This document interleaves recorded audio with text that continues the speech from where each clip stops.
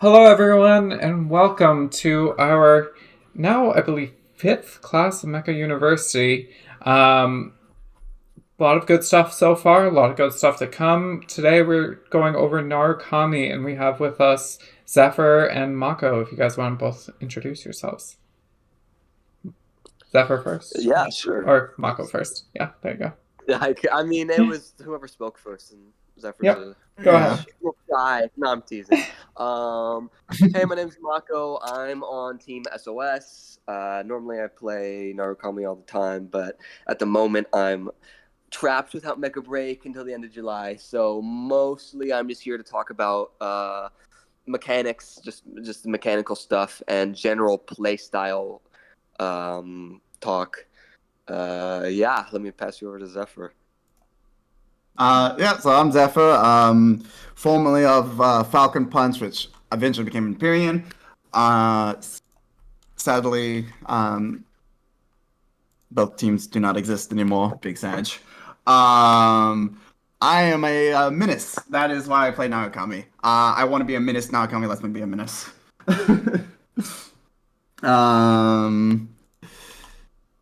My team has referred to me playing as a ghost. I really specialize in that mid-range domination with Narukami. However, that being said, I will go into skirmish, or I will go into CQC a lot, and I will throw some hands with some people. Yeah, Yeah, great. and go ahead, Charlie. I'm gonna say, well, while we're still talking, I'm gonna get this started here so we can start showing off these abilities while we're talking. But go ahead, continue. Awesome, yeah.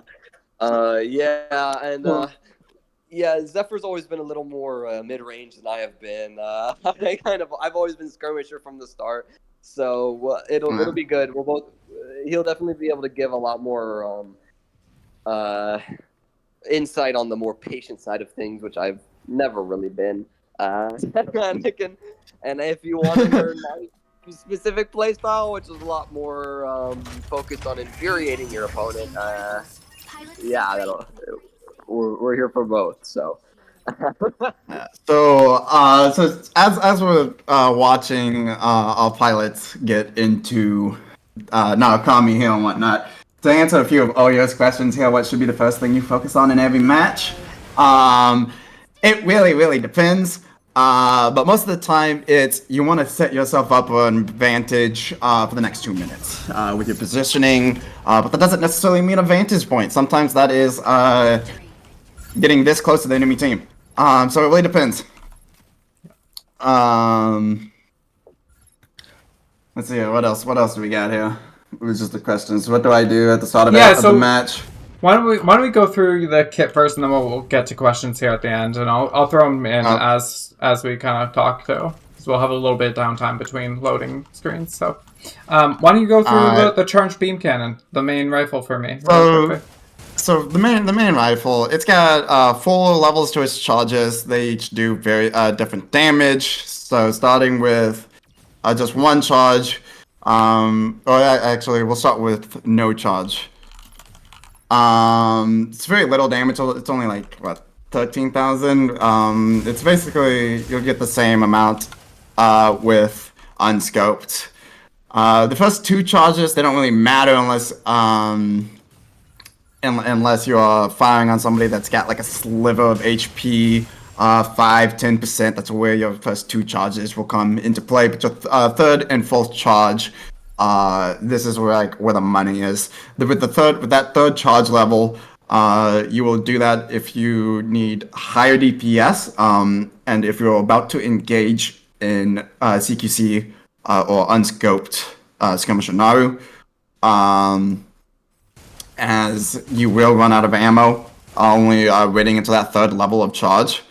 But because it is a quicker charge by like half a second, it is a much higher rate of DPS. But when it comes to that fourth charge, that is what everybody knows and loves, where they suddenly just get nuked. Following that, you have your unscoped fire, which I'm actually going to combine here with the drones. So first, let's talk about the drones a little bit. They deploy about 5 meters at a 10 o'clock angle. on either side of you. It's always going to be alternating between left and right. Starts on the left. They provide a damage increase. For unscoped fire, each drone is 15%. Meaning when you have 2 drones out there, you're looking at a 30% damage increase. With scoped fire, it is only a 10% damage increase. They have 2 ranges to them. They have an invis range and then an automatic recall range. The invis range is about 90 meters. Away. And if you go back into that range, do they... Okay, yeah. Yep. So it is about a...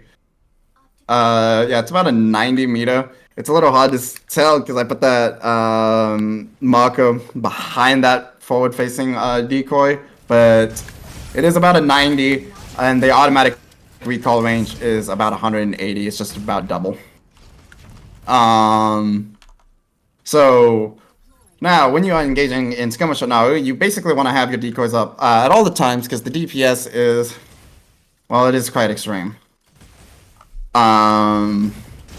If we were to go here on Lumine and do it, who has a higher defense than Stellaris, it is quite extreme. In fact, if you have a Tricera that does absolutely nothing, you can kill him in 1 clip. Which does bring into things like playing Boing Boing on Tricera. I don't usually do this because it's risky, but you just you just bounce on top of his head and fire down. It's useful when he's got little to no HP or your entire team is dogpiling him and he has his fortress. Yeah. Why don't we talk about the traction grappler now, known just as grapple, and kind of go through that as well. Yeah, with the grapple, you'll note this little icon that will show up around my reticle. This is telling you that you are within range of that surface to grapple to. Now, it can be a little bit deceiving sometimes when you're doing a lot of lateral movements around something. Like so, as you can actually hop outside of its max range, and if you launch that grapple out at its max range while you are doing those lateral movements, it will sometimes not let you grapple. However, when you combine those movements, you're able to essentially cancel that stagger time of being on the grapple, which I've done twice now. It's more so important that stagger time the grapple when you're grappling the ground. But there is something funny you can do with that. Where they've made the timing harder than like in February, which is when I first found it. But when you grapple the ground and you're in movement, you can... Alright, the loss is in the way there. When you're in movement, you can essentially negate. You get a free dash where you can like negate the energy cost. Let's see if we can't have it before the time goes out. It's not like a full negate, but if you had saw that energy bar, it moved a tiny bit. It was a little tiny sliver.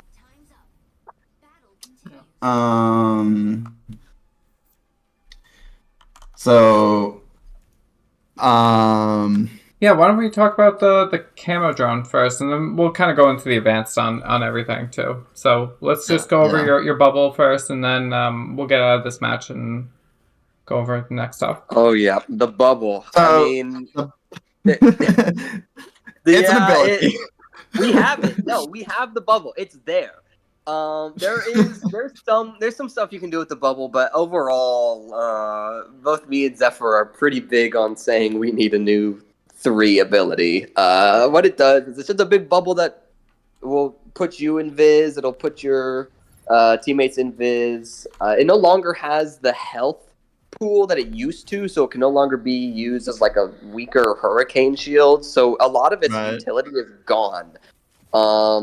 Beyond like some more advanced tactics, and some like stealth grabbing of points, it's really a lot more difficult to defend its continued existence.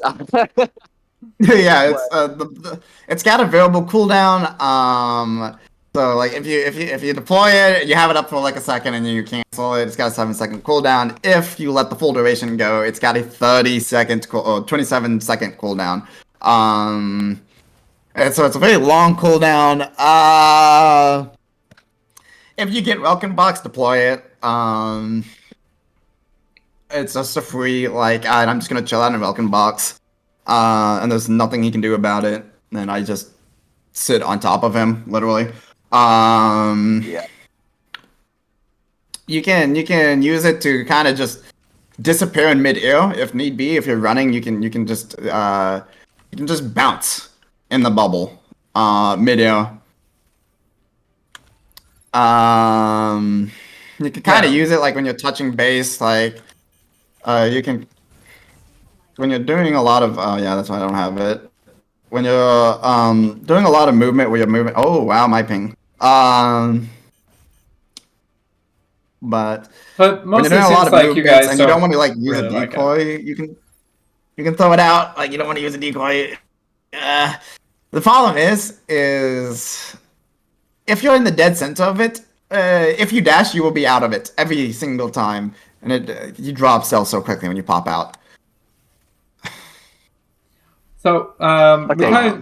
we were actually talking tier lists a little bit earlier tonight in a separate part of the stream, but something we brought up was Serenith and Serenith range capping. Do you ever use that bubble with the Serenith in tandem and try to stick the Serenith in a bubble to the side to range cap through stealth? Is that something Yeah, you've tried yet?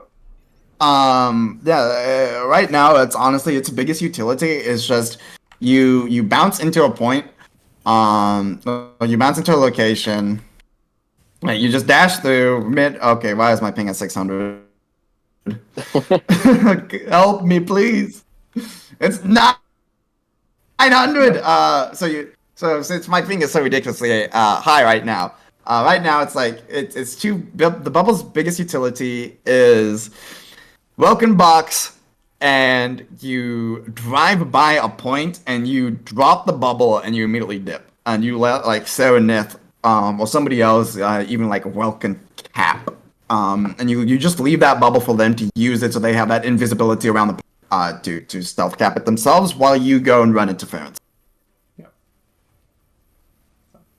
Alright, why don't we back out of this and we'll start getting into maps here. Mako, while we're kind of loading out, do you have any comments you want to make on any of these abilities? I know we're going to talk a little bit more about advanced, but do you have anything you want to say as far as those go? Yeah, I mean, here's what I'll say. I feel like even with the 3 being about as useful as a potato launcher against these mechs, it's the rest of our kit is really, really, really fun. Like it's the grapple is hilarious. I mean, when you lock onto somebody and you fling yourself over, it is the funniest. I mean, it really is just absolute troll cope level of just of hilarity to me. I giggle.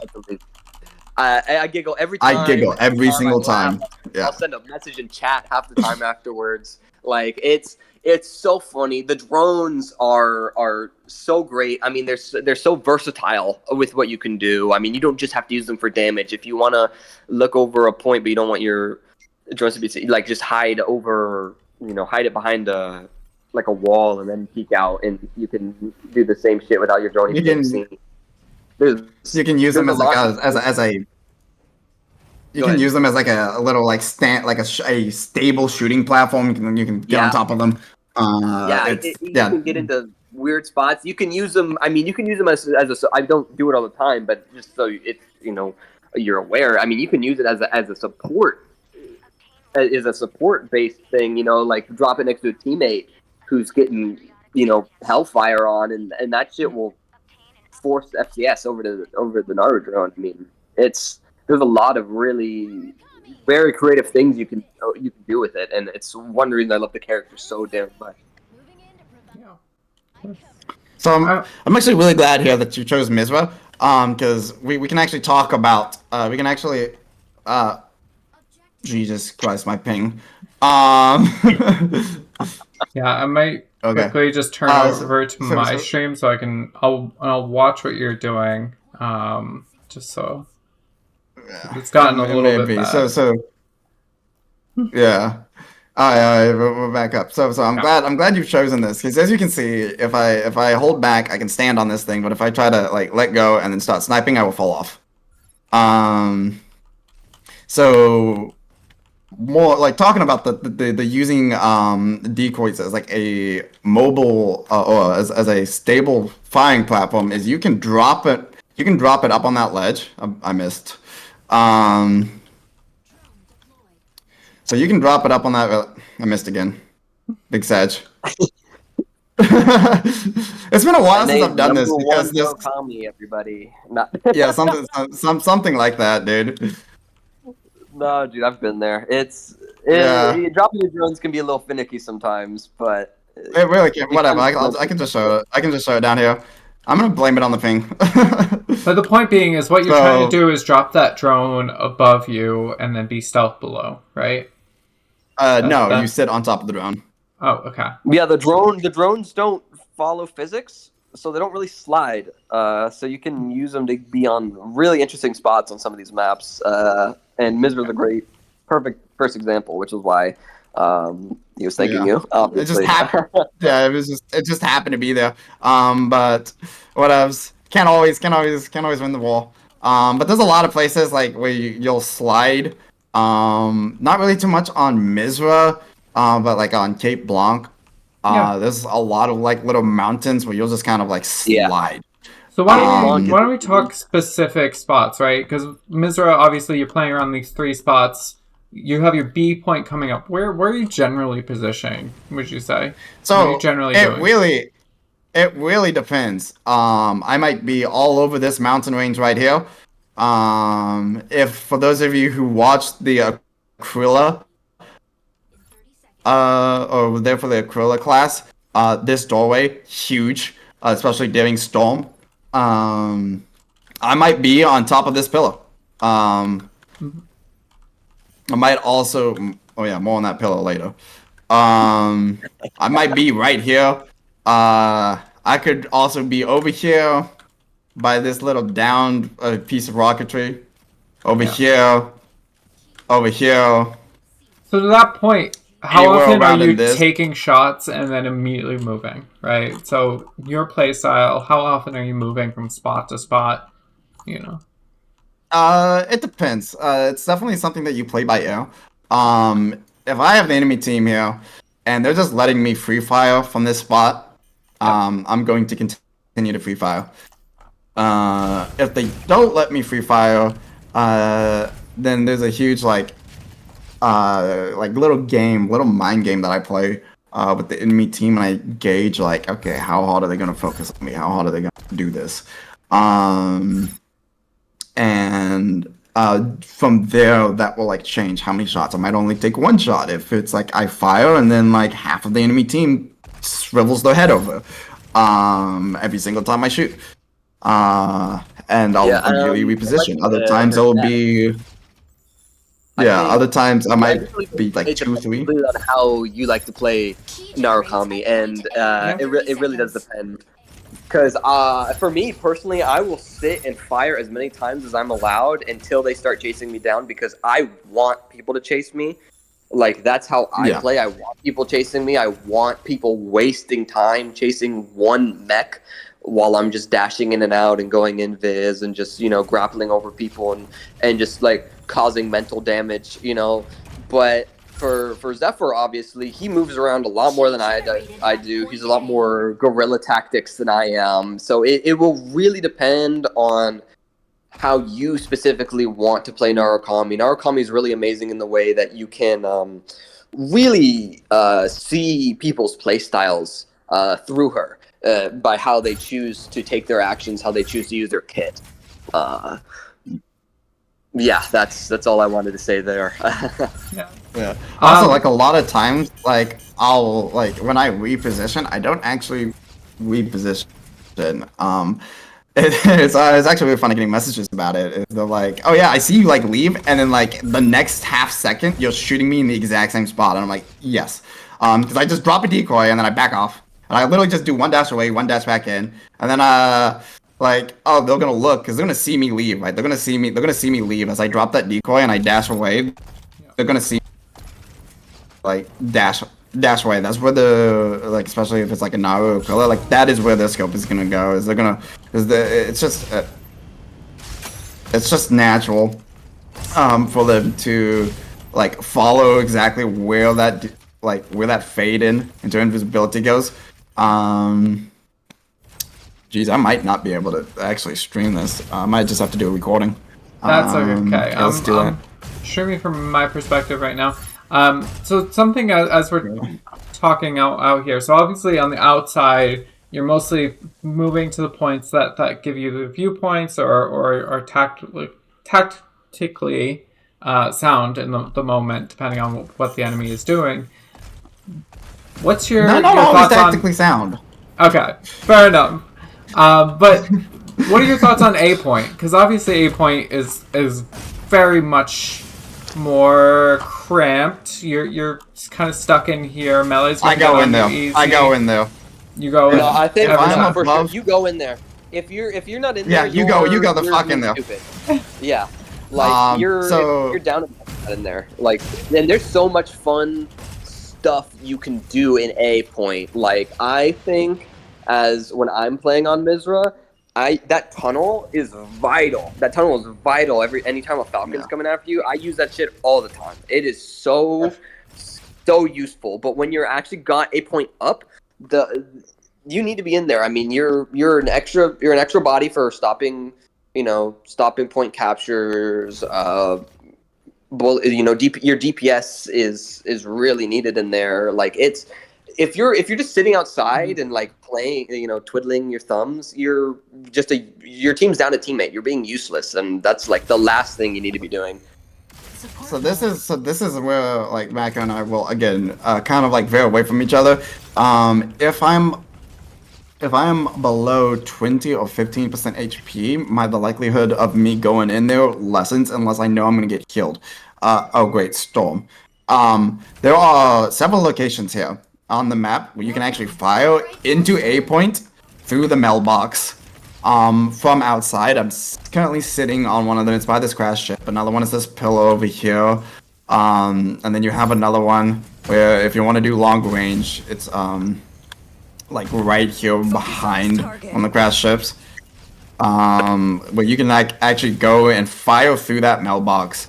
But if I am above 20% HP, Jesus, red ping. It is you go in there. And this is where like Narukami and Aquila, they really differ. Aquila hates this little enclosed, chaotic, nobody can tell what's going on fight. Narukami thrives in it.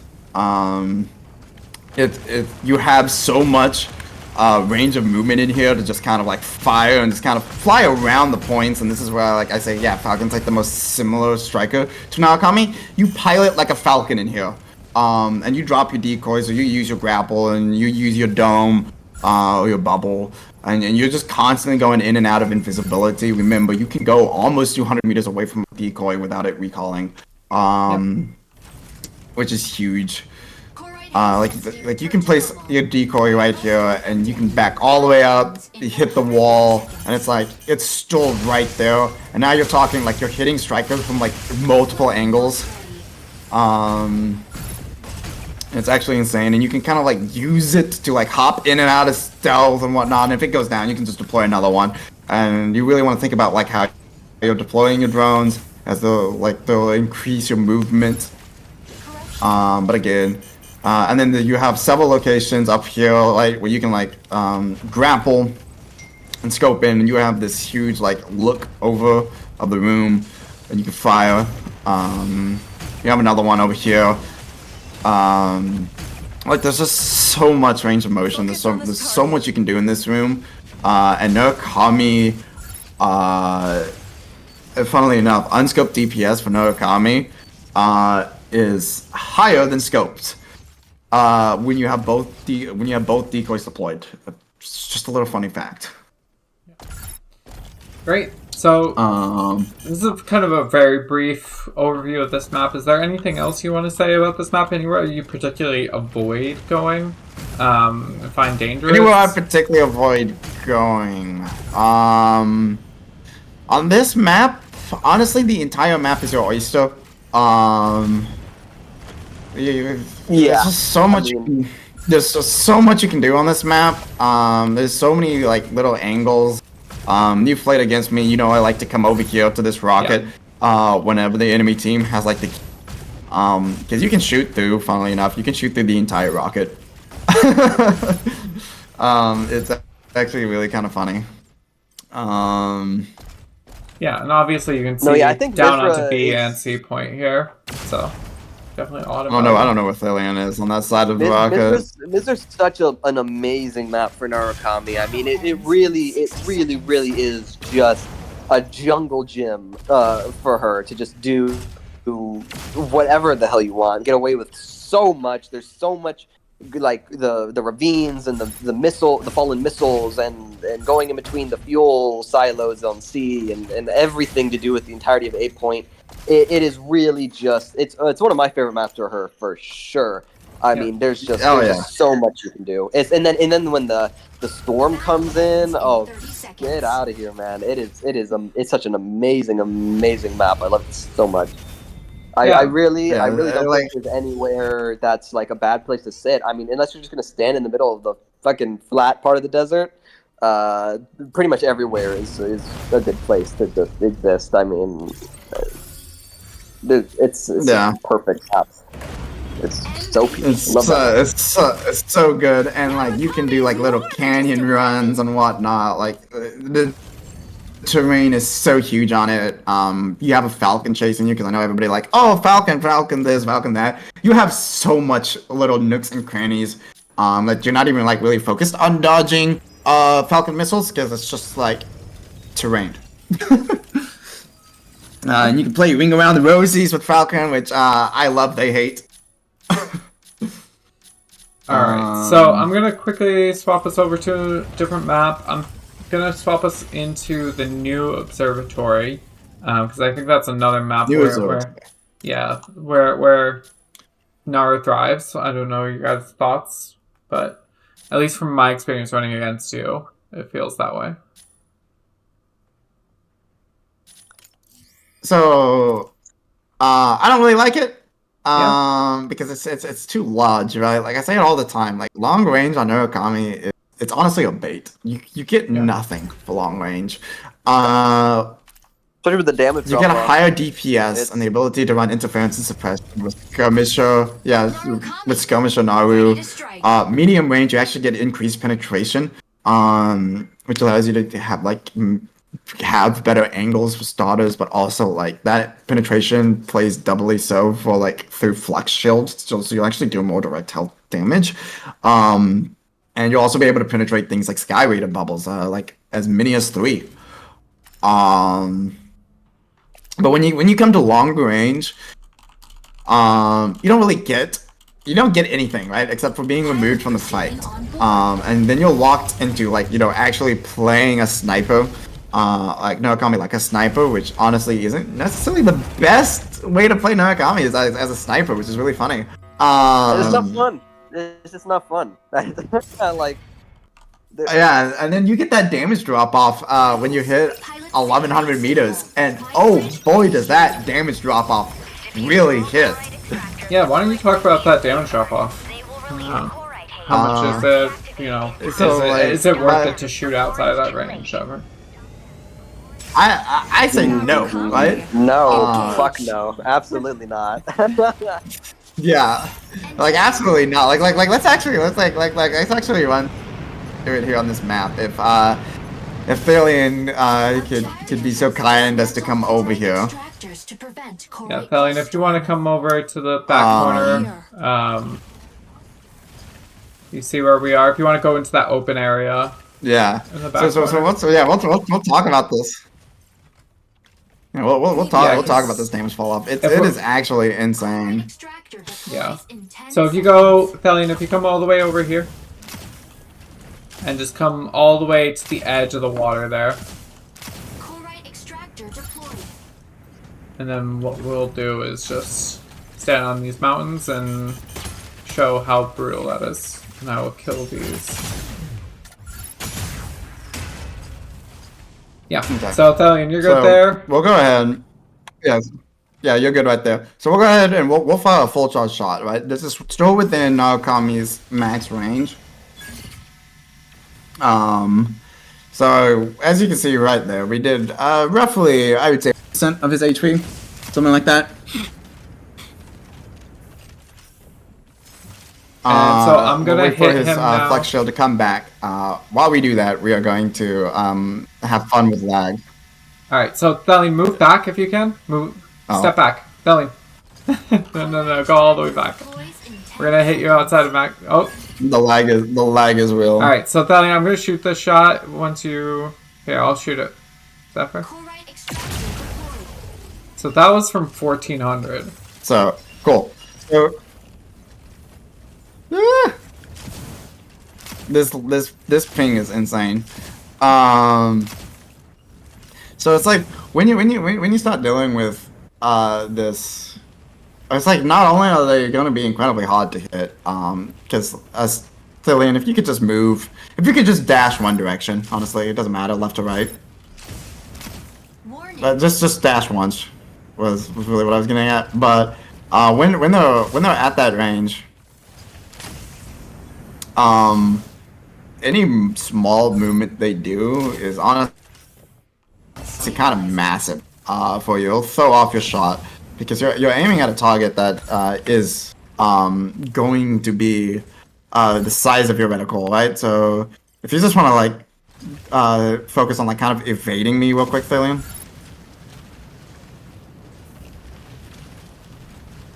And as I fight with this ping here. I mean, it doesn't matter ping or not. It's gonna be difficult to hit. It's going to be difficult. I mean, and that's just left and right movement. Because I mean, Narukami's as much of a sniper as people back in Black Ops 2 with snipers are. Like, they're mid range, they're in your face. It's just she has a sniper rifle. That does not mean, you know, she's out here trying to make the world's longest shot. You know what I mean? It's really, really deceptive in terms of, oh, she's a sniper, and your immediate thought is, oh, I saw those Black Ops 4 clips when I was a kid. You know, like, but no, she's a skirmisher. I mean, right now more than ever, she's a skirmisher. You don't want to be taking these shots at any point. And that's definitely one of the reasons why Zephyr is saying that. Yeah. He's not a fan of this map. It's just it is just obscenely large. Yeah. I mean, definitely, when someone looks at the two snipers to begin with, I think they look at Narukami and think, all right, stay at a far distance, scoped in, full charge shots. I think that's the common kind of misconception with Naru, really. It definitely feels a lot more dangerous when you're playing it more aggressive, playing it more like that skirmisher role, rather than that distance sniper. So. Yeah. Other than that, on this map, do you have any tips for people wanting to play Naru on this map? I know you don't really like it, but obviously there's some room here. Play it. So when it comes to this map, depending on which side I get, really heavily dictates. So with the side that we spawned in here on this side, one of the things I love to do is I love to just kind of like stay low and fast around the freaking cannon here, and I want to get behind the enemies because a lot of times you'll see like there's squishies when they spawn in on this side. Wow, help me please, the ping. So a lot of times you'll see that is insane. You'll see the squishies kind of like chill out on the side of the mountain, back down a little bit, and you'll just like get behind them right about where actually point is right now, and you'll just snipe them in the back. And now what ends up happening is you'll see the teams like they'll panic and they'll all just kind of like swivel around and go, I'm getting shot in the air. And they'll just swivel around and now your team is shooting them in the back. And they kind of like just kind of panic and freak out. They don't really know what to do. Because their backline's getting sniped and I mean you play support, so you know like that feeling of like having a scope trained on you, Charlotte. Yeah, it's just like that damage that like I'm 80% HP and I could die. Yeah. So quickly kind of go off of that, right? You're scoping over here. They make the call. All right, send our 3 melees back at Zephyr, and so you start seeing like a Welkin, a Stellaris, maybe a Panther start turning around coming after you. What's your kind of response there? Because obviously I ignore them. Yeah. Just completely ignore them. If it is just melee, Yeah. I do not care. Yeah. So it's not like when I say ignore here, I'm not talking. Yeah. Oh yeah, I pretend they don't exist. No, because they do exist. And if you do look stupid, they will get you and they will kill you. But melee sucks at chasing freaking Naru. Like it is actually bad. Every single melee is at chasing Naru. You can. Let's take Aleseness for example. Aleseness literally freaking you can move 3 feet and ignore him. You could like you move 3 feet, you take a shot. You move 3 feet, you take a shot. And there is nothing Aleseness can do about it. Generally, with Stellaris, I mean Stellaris can grab for you. Yeah, why don't you show... Right, so... If I don't get screwed by pink here, because this might actually be better for you since you're not dealing with 999 ping. So yeah, Kelly, why don't you go after me here? I'm not a good Naru player by any means, but yeah, why don't you? Right. So it's actually really simple. The moment you get hit by that grapple, I want you to press 1 and dash. Yeah. All right. So Thalion, if you want to come back around. But I would like to at least view this for the stream. Yeah. So I mean, pretty much did nothing there. Didn't even hit me. Yeah, you don't have to be a good Narukami. It's just the moment. Yeah, I was glad I saw that. Oh, I missed that one. But... yeah, the moment Stellaris grapples you, you just press 1 and you dash, and that is it. That is all you need to do. Yeah, I don't have quite the reflexes Zephyr does. I'm in my old age out here, but I think the point still is like pretty solid. Like even if you get grappled, you can hit 1, you can get out of there. You can still play around your stealth, and the melee's gonna have a hard time finding you. They don't have any radar by themselves without, you know, something like a Falcon or a Serenith that's around. So really, those melees coming after you just aren't much of a worry, right? No, I mean, yeah, melee in general, just any of the melees. If you're letting a melee bully you, that's just a skill issue. Genuinely, because it's so simple. I mean, as you guys have already seen through the stream, it's so simple to get away, to evade, to either just escape or fight these guys. I mean, they just don't have the kit to get you. I mean, Panther can nuke your HP and then you still get away. And if you're letting a Panther lance you, you've already made many mistakes. Like so. And Lance is so incredibly easy to. Yeah, Lance is so incredibly easy to like dodge as well. Because it's the exact same with Stellaris. It's like Stellaris grapples you, or you see Panther about to lance, you press 1 and you dash. That is it, and it slides off of you. It's so easy to avoid.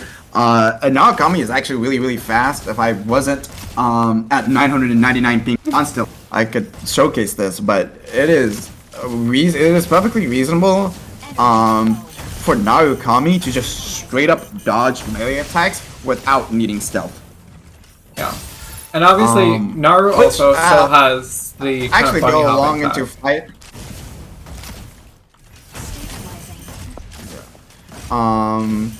Oh yeah, fighting. So with fighting Stellaris as well, your stealth. Well, your stealth beats his stealth. It lasts longer. He will run out of stealth before you do. And then you just deploy 2 decoys and you run him down. If he runs out of energy, if he runs out of stealth, 2 decoys run him down. Alright, so another quick thing. Like that's the Stellaris match. So melees mostly don't have to be too worried about Falcon coming after you. What's your general response? Are you just kind of booking it, trying to get somewhere where his stand isn't hitting you? Or are you trying to take that fight in some way? No, so you're not. So something to note here is you are not outrunning Falcon, at least not in a straight. Now you can do some mind games, and you can send him off one direction while you go another direction. It's gone. But I wouldn't rely on that, because if you're fighting somebody like Ramen, if you're fighting someone like Brother Frank, Crispy, Festival, you know, those top Falcons, Celine, yeah. you're not going to be able to reliably send them one direction while you go off another direction. But at the same time, you're also not going to be able to reliably smack them, and play aggressive and like get in their face and like shoot them and kill them, right? So it's like this really interesting balance. Now, if the Falcon is, you know, just really not all that good at paying attention, or like for whatever reason, I mean, Falcon's got a lot of really fast movements. It's hard to pay attention, right? Then yeah, you can send him away. You can send him away. If the Falcon's making a lot of mistakes, or they're just not dodging, fight that motherfucker. Like, fight him. It will probably be the fastest thing. But when you're dealing with those top Falcons, you're not gonna be able to get away. You're not gonna be able to fight because you're not gonna be able to touch them. But at the same time, they're not really gonna be able to touch you either. So as I was saying, Narukami is fast enough to straight up dodge melee attacks. This doubly holds so for Falcon missiles. With Falcon missiles, you can dodge. Let's say they're coming from the left, right? You can dodge left, and then you can dodge diagonally forward and then diagonally into. And they're kind of, hey, my ping's good, and it's bad. So you can kind of do these diagonal dodge, where you take control of the tracking. Very useful if you need to like dodge, and okay, of course my ping goes up. So very useful if you need to like dodge in mid-air for whatever reason. You're caught up in the air. It's okay. You don't need to deploy any decoys. You don't need to use any stealth. Hey, Festival. But yeah, you don't need to use any decoys. You don't need to use any stealth. You see those cluster missiles coming, and you dodge basically perpendicular of them, and then you dodge diagonally the opposite direction and then diagonally into them. If Falcon is too close to you, you can also just straight up you can just dash into Falcon. You can, as long as you're not head on. If you're head on, if your face is in his face, he will hit you. But if you're offset, they will miss you if you're just on top of him. Alternatively, you can play Ring Around the Rosies, and like these pillars right here, you can round and round and round we go around that pillar. They hate them. I'm pretty sure they hate that, because it's literally just round and round and round we go, and radar. That's the big thing. Radar goes away. Once radar is gone, Falcon ceases being a threat. Honestly, you can disappear. Yeah. So something we didn't talk about as much with the grapple, I was gonna ask you about, by the way, as far as movement and like Falcons getting on you. How often do you use the grapple to like grapple to other strikers and use that kind of tech to stealth off of that? And it also stuns them for a brief amount of time, does it not too? It will stagger, yeah. It does, so it does stagger them, but it really, like, I don't know, I feel like it depends, because like there are sometimes where they're like unstaggered. Yeah, it's like sometimes it feels like it's only like half a second, and then other times they're just staggered for like a full second afterwards, and I'm like, I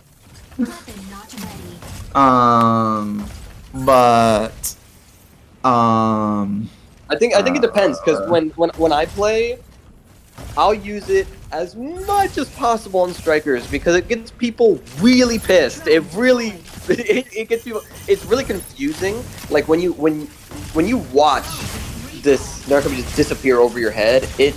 Sometimes for people who really aren't ready for it or haven't seen it a bunch, like if you're going to be climbing a ladder with Narukami, it's really disorientating.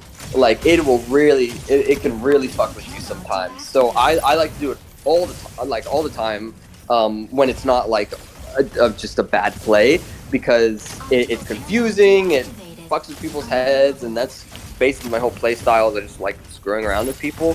Overall, though, in general, for like the general, populace for how people like to play, I wouldn't use it super often, because it's nice, it's funny, it's fun, but it's not really as useful as just grappling anywhere else, unless they're like in your way. Like if they're coming at you, you can just grapple over them, and like if you need to get back to your team, if you're like running through, you're really in the shit, skirmishing, all that type of stuff. Is like Mizra, for example. Zephyr was talking about being on A and all that stuff. If there's like a melee in between, it doesn't matter who, or if there's like a Stego sat there or whatever, just grapple over them. Boom, easy. Just go over. It's really nice. But overall, those are kind of the only times I would say to use it, unless you kind of play more like I do, and you're trying to frustrate people, because it's just not as worthwhile as grappling anywhere else, really. Yeah. So with that grappling, yeah, I think Mako does use it to grapple other strikers more than I do. But if I'm in CQC, if I'm skirmishing with Naru, I'm probably gonna grapple onto somebody. Yeah. There's several different reasons for this. Like you said, it disorientates them. Yeah, it makes them a little mad. But also additionally, you can much like how you can catapult yourself off of surfaces with grappling, you can also catapult yourself off of strikers. Usually how I do this, usually like when I'm just going through, you'll note that with the grapple, like you can grapple over them, and then you kind of like slam on the ground, and you yourself have that landing delay, right? It takes more energy to use up. For those who was watching my stream, I did it to Thillian right there at the end, where I didn't have that landing balance delay, and I launched over to Narukami, pilot proceeding on board. to like the left of him or whatever. Because if you just spam boost, you'll skip out of it. Now, what I am currently trying to figure out, because I have done it by accident times, and I'm trying to figure out what the exact trigger for it is sometimes when you grapple a striker, it will like launch you. I mean, you are moving faster than like a Welkin assault boosting, or so like a melee assault boosting. Like that is how fast you are moving. It launches you, and I'm trying to figure out what the trigger for that is right now. But that is something just something to keep in mind that can happen when you grapple a striker. Is might just all of a sudden be at like 900. I'd be curious if that's some kind of remnant of the air dash still working. Oh, the air drifting? Maybe it might be. Yeah. It might be the same. So here, I'm gonna go ahead and grapple. I don't know where it comes from. I'm gonna go ahead and grapple this flying Solaris. Yeah. So here I'm gonna go ahead and grapple. And then you see that little like. Okay, it might be better. It might be better for Charlotte to do because I'm at 900 ping. Please don't. But you like. Yeah, so go ahead and just grapple him and don't do anything. Okay, you did something. Sorry, I'll do it on this next one. But you see that like where you actually. Yeah, so you see where you actually like land, right? And you have that like touching the ground. Now I want you to go ahead, Charlotte, and I want you to grapple him again, and I want you to be looking. So before you grapple him, decide if you're going to grapple left or right. And I want you to be looking the opposite direction, right? So that way, if you grapple left, you're looking right, still going to be within your viewpoint. And I want you to just spam dash while you're doing that. Okay. Might have missed it there. Nope. Alright. So I'm looking right, spamming dash. I got it on the last time, so I know what you're talking about. You're gonna look at him first, like yeah. Looking at him. Yeah. Yeah, so like you're gonna be looking. Wow, this thing is insane. You're gonna be looking at him, and then when you when you grapple, doing that grapple time, that's when you're going to like look one way and dash the other. Okay. Cool. Fine. Oh wow, this ping. I don't know if I quite have the abilities to it. At least first try here. Yeah, a lot of Narukami's more advanced tech is pretty mechanically intensive. I mean, it's not unusual to have. I cannot do it on 999 ping like it. But I did see it. I did do it once briefly on the last map. Make that one fluid thing. Yeah, I did briefly do it on the last map on accident, but you know, I don't know if I have it in me to hit it, but. Why don't we talk this map though while we're here, and then I don't know. I cannot do it on 999 ping. That is just I'm not even pressing buttons and I'm moving. All right, but look to talk this map right. Obviously, this A point which really here sucks because that is probably like a really useful grapple tech. Yeah, but I think if people try enough, they'll probably get it. But yeah, talking this map, obviously A point here is a little crowded. As long as the idea. So yeah, about this map. So what I. Yes. So Zephyr, why don't we talk the map though? And we'll get onto the tactics. So what I usually do. Yeah. I think I'm just gonna have to like stand in one spot here while we talk about this map. So what I usually do is the exact same tactic that I pull at the beginning of Palm Bay as well. Is I'll deploy 2 drones. I'll wait for the doors to like come halfway open, and then I'll deploy dome. If my teammates want to use that dome, whatever. I don't really care. It's just there to hide my decoys for a little bit while I sit and I full charge a shot. I wanted that shot to be full charge before the doors open, so that way when the doors open, I can immediately hit one of their squishies. I'm not too picky on who the squishy is, but ideally it's a healer. If it's not a healer, it's not a healer. It's just one of their squishies. You want them to panic right off the bat. I'm sure you've experienced those shots before. Yes, I have, absolutely. I do it to you on Single too. Yep. So it's definitely good to get that, and then you know it's just like it's right off that gate, and now you've already been shot. Yeah, I think this probably has some similarities. It kind of depends. Like you might get divers going into there. Yeah, you might get some divers going after you. From there, you just kind of play it by ear. Sometimes I'm in there with the divers. Sometimes I just leave. It really depends. Other times, you know, specifically with this map, you have this wide open space, like right here behind A.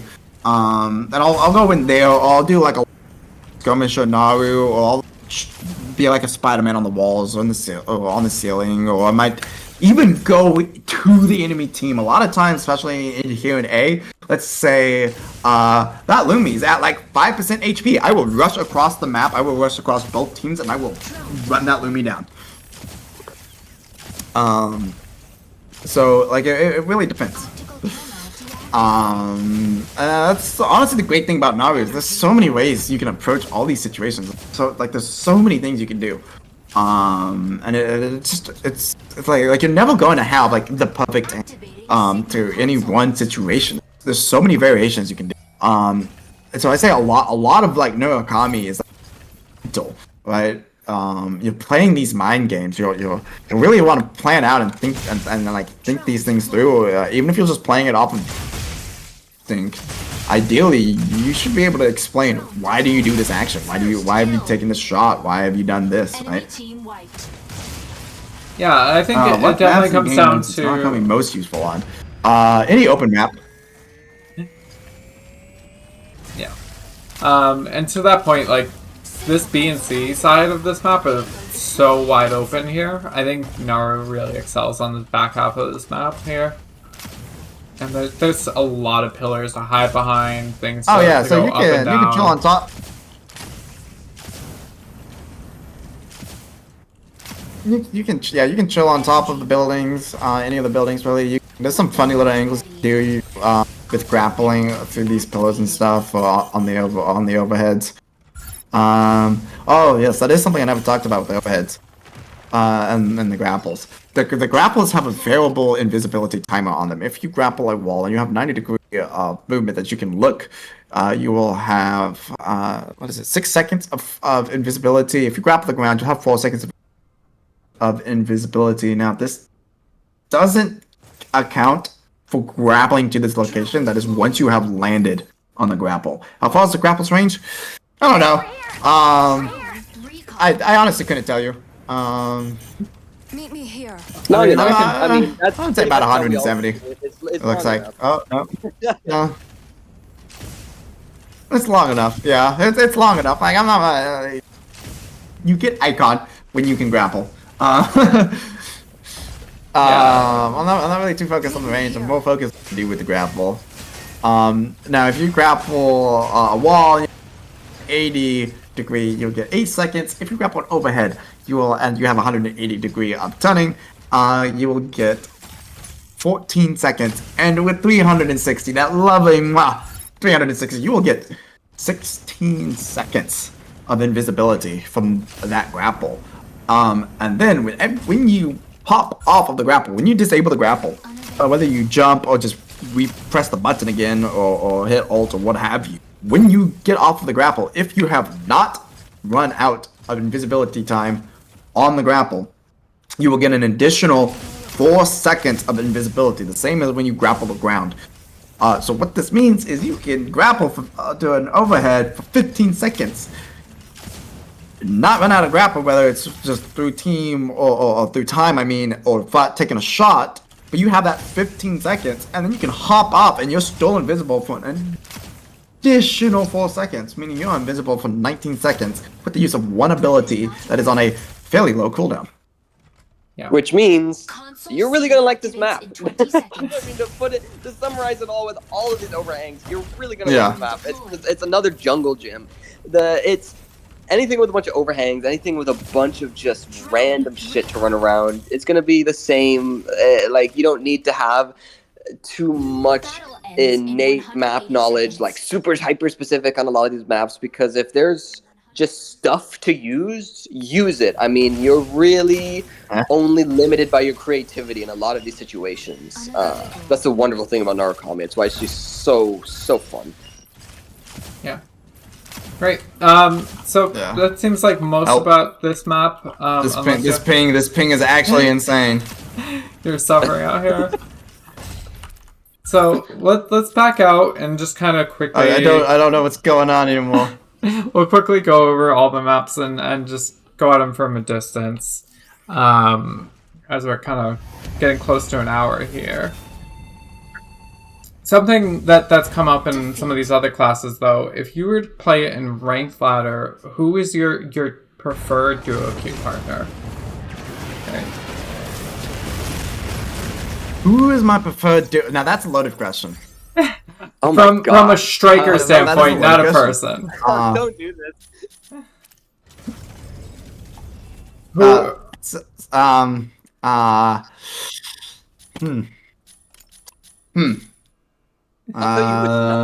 you it's not. No, Puppet. not Aquila.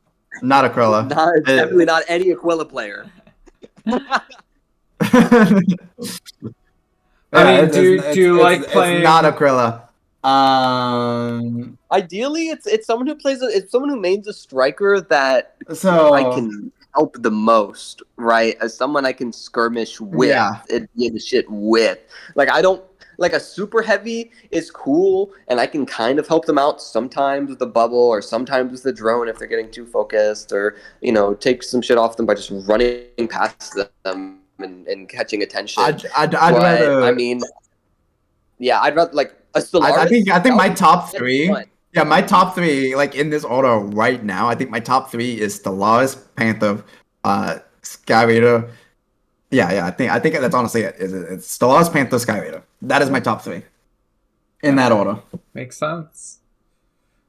All right. It's somebody that like I know is going to do a lot of damage really, really quick. Sky Raider for dealing with heavies. But Stellaris and Panther, like, they attack somebody. A lot of times, I can see, like, Stellaris going in for that grapple. I can see that Panther lance, and I can just let off a full charge shot, and they're dead. You just That confirmed it squishy for is free. dead. Yeah, he just confirmed that kill easy. Yep. All right, so let's talk some of these other maps we haven't kind of touched on here. Obviously, we were at Longman launch site. On the flip side of that, with Palm Bay Harbor, what are your general thoughts on Palm Bay? Are you still picking Naru into Palm Bay every time, or is that a map that you might say, let's try and find something else to work? So I'm absolutely batshit insane. If I'm gonna be honest, and I'll play Naru on every map, but like, yeah, if I'm gonna be really, really honest, Sinkhole and Mercury Shipyards, aka Palm Bay Harbor, are Naru's two worst maps. Yeah. If I'm gonna be like honest. Yeah. I would argue Sinkhole is even more painful to play than Harbor, but absolutely. Like Sinkhole is definitely like the worst map.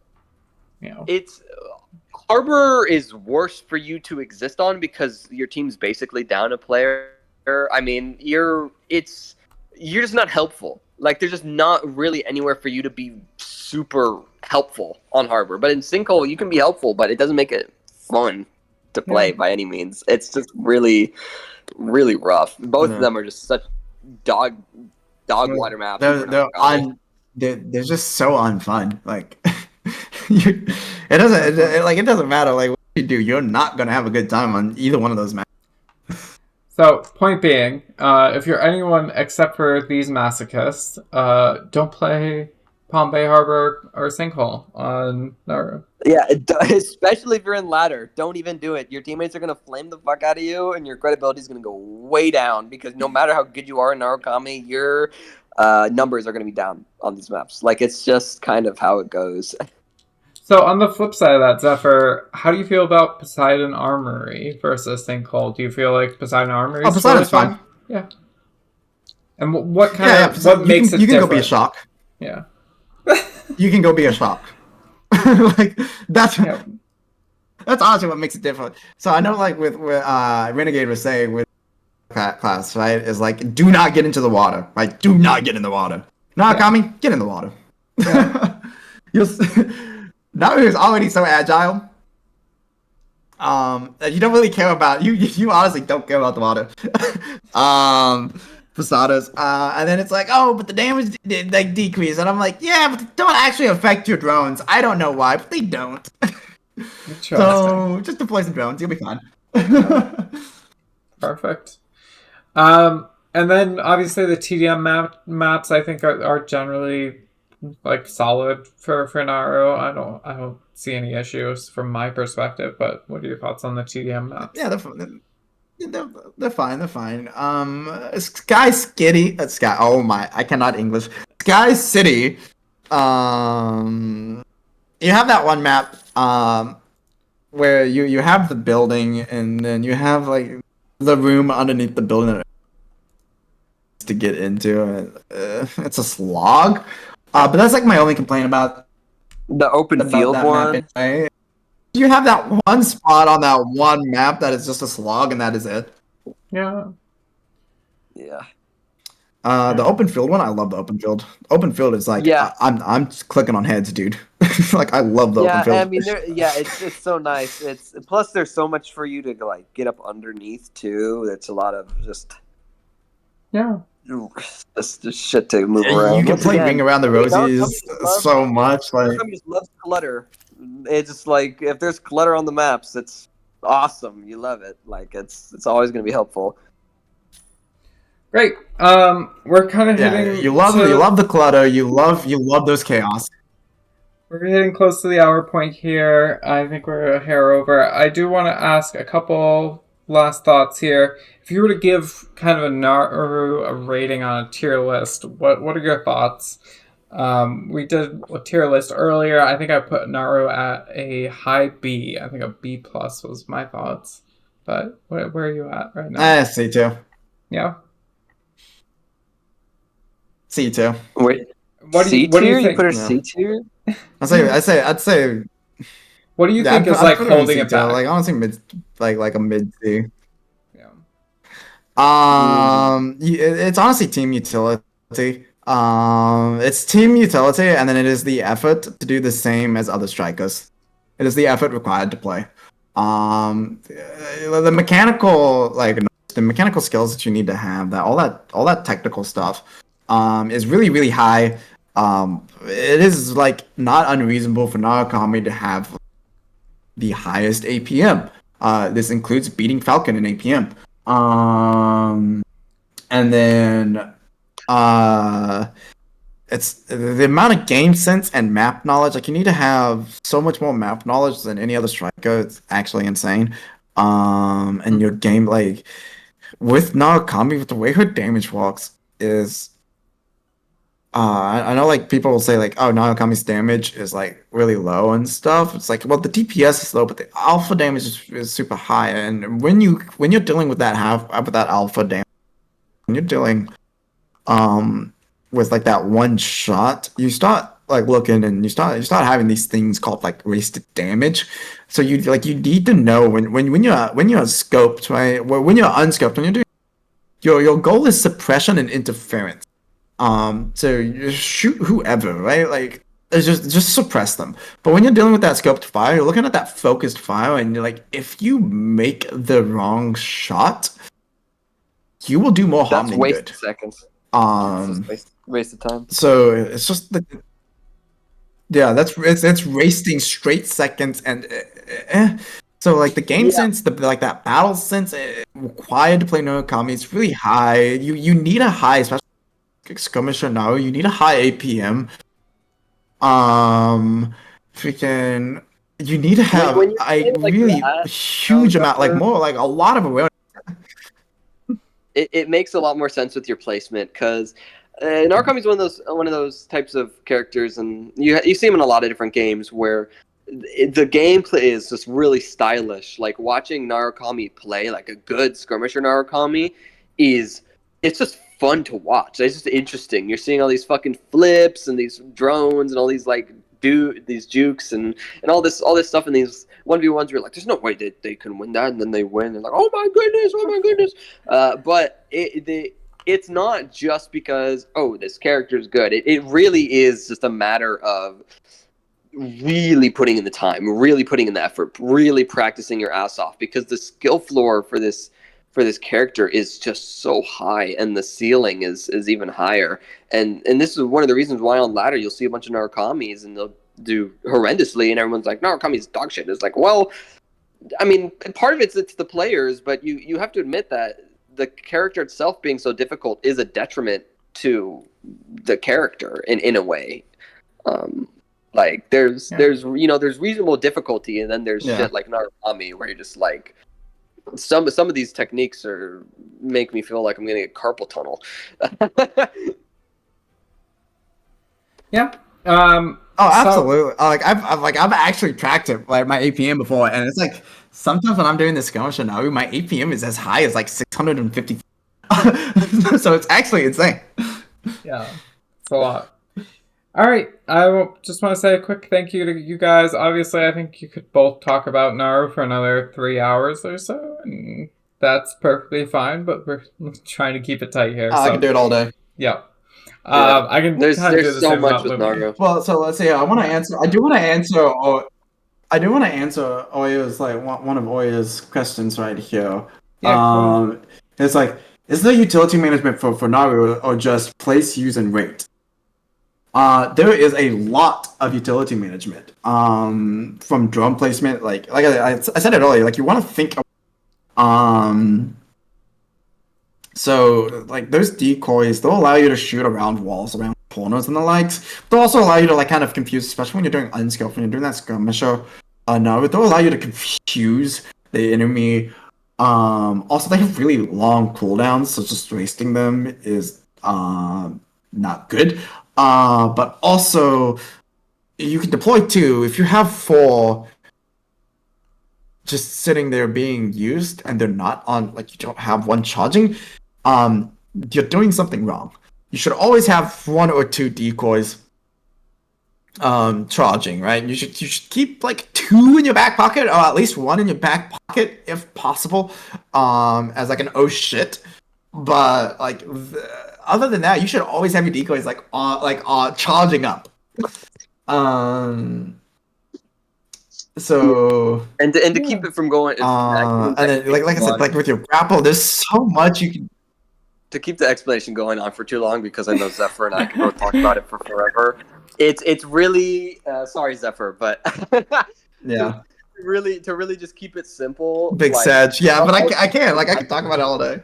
Yeah. When I was getting good at Narukami, when I was still just a baby Narukami, the transitional period from when you're like dog shit to when you're getting good, I was actually getting exhausted after matches, because at a certain point stuff becomes instinct and you get really good and you figure it out, and that comes after a lot of practice. But until you get to that point of knowing when to drop stuff, knowing when to do your drones, knowing when to grapple, knowing when you're, but I'm not even going to talk about the bubble, but but just when you get to know those points, it's actually a strain. Like it's like when you're consciously having to think about those things, you're spending most of your match just like consciously looking at your cooldowns, thinking about when you want to drop it.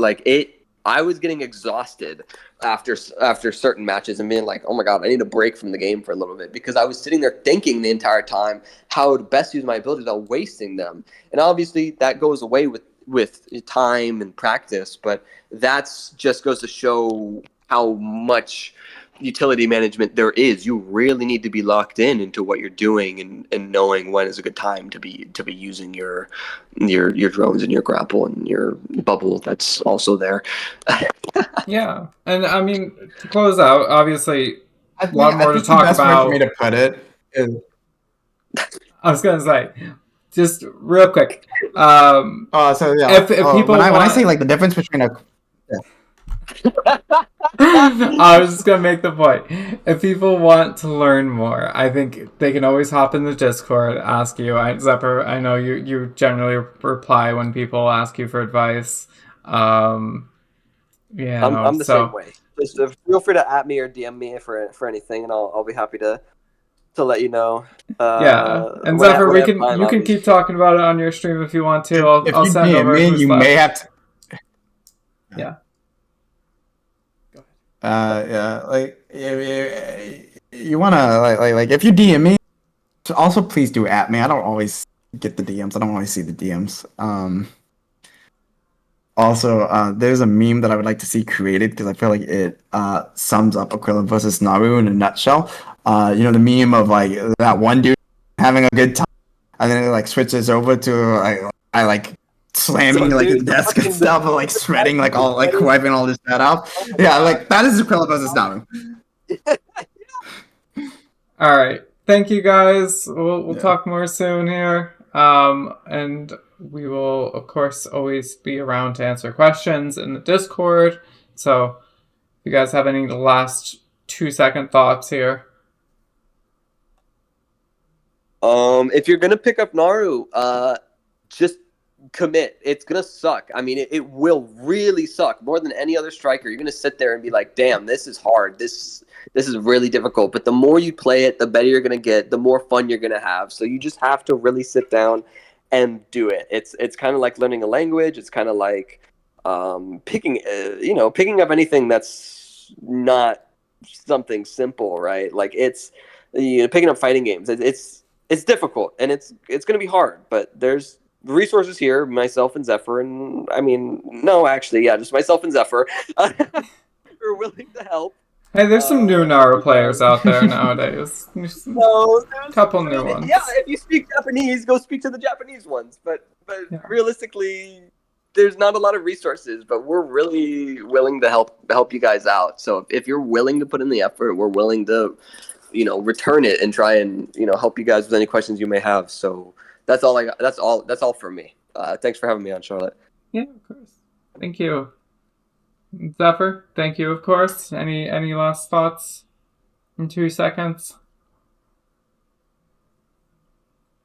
Perfect. I mean, honestly, yeah, like just shoot me a message. Wow, lovely. if you don't mind me yapping, you can schedule like a 6 or 7 hour yap session with me on just Narukami on like the weekends, and you can really like pick my brain with it if you want. I don't care. Yeah. Great. Thank you both, and we'll talk soon. Bye, everyone.